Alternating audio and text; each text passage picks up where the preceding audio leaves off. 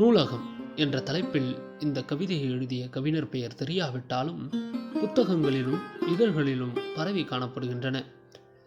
இந்த அழகான கவிதையை நமக்கு தந்த சொந்தக்காரருக்கு நன்றியும் வாழ்த்தும் சொல்லி கவிதைக்குள் நுழைவோம், வாருங்கள்.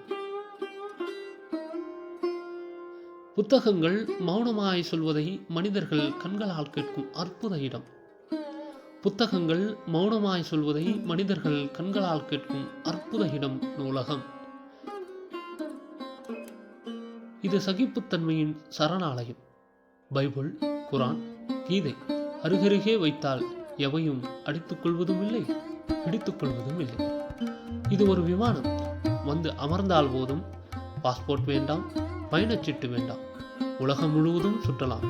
ஏன், அந்த சிந்து சமவெளி சந்திற்கு கூட சந்தித்து வரலாம்.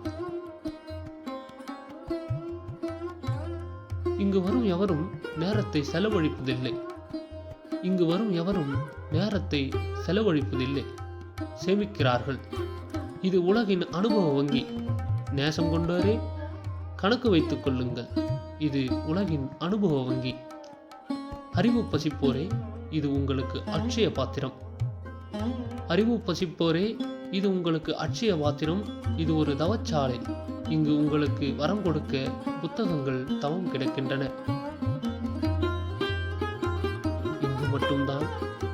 இங்கு மட்டும்தான் நூல்கள் மனிதனை நெய்கிறது.